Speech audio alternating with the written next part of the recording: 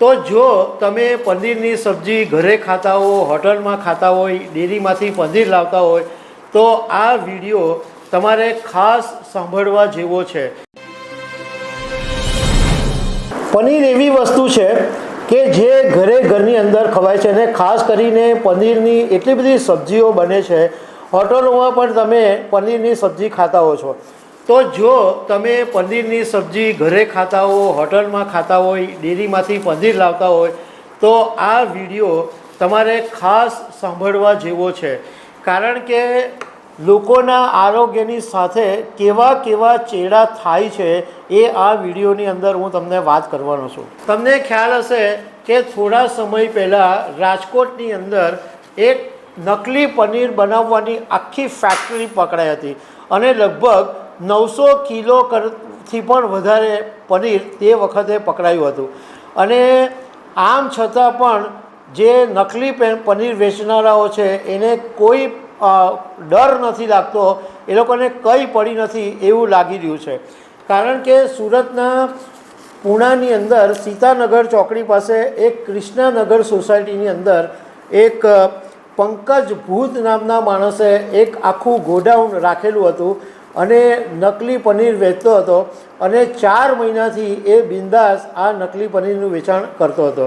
હવે જ્યારે સુરતની LCP ઝોન 1ને માહિતી મળી કે આ પૂણા સીતાનગરમાં કૃષ્ણાનગરની અંદર નકલી પનીર વેચવામાં આવે છે તો LCB ઝોને દરોડા પાડ્યા તો ત્યાંના જે દ્રશ્ય જોયા એ જોઈને પોલીસ અધિકારીઓ પણ ચોંકી ગયા, કારણ કે 315 કિલો નકલી પનીર જપ્ત કરી લેવામાં આવ્યું અને બિલકુલ ગંદકી, બિલકુલ અસ્વચ્છતા અને બધું ક્યાં શું બધા કાગળિયાઓ, વેરણ શેરણ એવી જગ્યાએ આ પનીર બનતું હતું। પંકજ ભૂતની ધરપકડ કરવામાં આવી ત્યારે એની પાસેથી ચોંકાવનારી વાતો જાણવા મળી।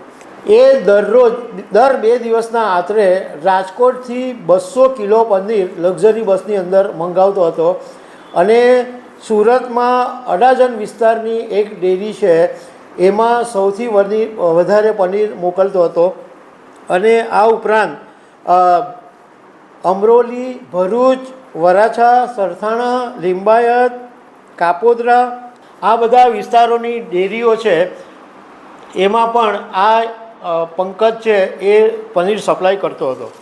નવાઈની વાત એ છે કે જે અસલી પનીરનો ભાવ 1 કિલોએ 360 રૂપિયા છે તો આ પંકજ 240 રૂપિયા કિલો વેચતો હતો અને એ રાજકોટથી 205 રૂપિયામાં લાવતો અને 240ની અંદર એ વેચી દેતો હતો। સવાલ એ ઊભો થાય છે કે માત્ર પંકજ ભૂતને શું કામ પકડવાનો? આ પનીર રાજકોટથી આવ્યું છે તો રાજકોટથી પણ નકલી પનીર બનાવવામાં આવી રહ્યું છે તો એને બી પકડવો જોઈએ અને જે ડેરીને સપ્લાય કર્યું છે એને બી પકડવા જોઈએ, કારણ કે એ લોકોને એટલી બુદ્ધિ તો હોવી જ જોઈએ કે જે પનીર 360માં મળતું હોય એ તમને 240માં શું કામ આપે? તમને આટલું સસ્તું તમે લોભમાં આવી અને લોકોના આરોગ્યની સાથે ચેડા કરો, તમને સસ્તું લઈ અને કમાણી કરવાના ચક્કરમાં લોકોના આરોગ્યની તમને પડી નહીં હોય તો આવા ડેરીવાળાને પણ બોચીમાંથી પકડવા જોઈએ।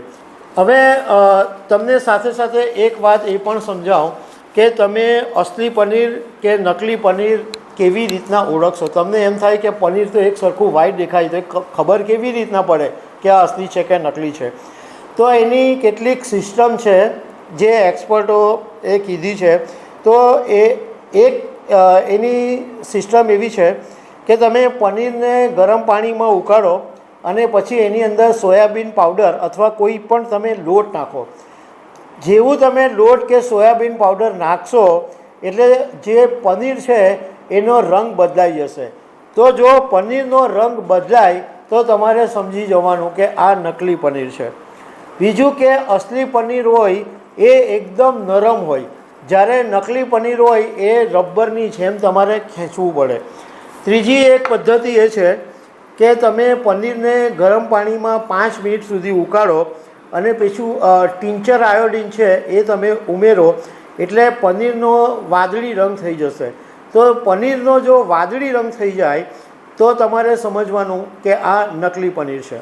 ઘણા લોકો એવું કહેતા હોય છે કે અસલી પનીર અને નકલી પનીર ખાવાથી આરોગ્યને કોઈ નુકસાન નથી થતું, પરંતુ એક્સપર્ટનું કહેવું એમ છે કે નકલી પનીરની અંદર જે નકલી પનીર વેચનારો કઈ વસ્તુનું મિશ્રણ કરે છે એની ઉપર આધાર રાખે છે. એ કઈ એવી વસ્તુઓનું મિશ્રણ કરી દે કે જેને કારણે લોકોના આરોગ્યને નુકસાન થઈ શકે છે.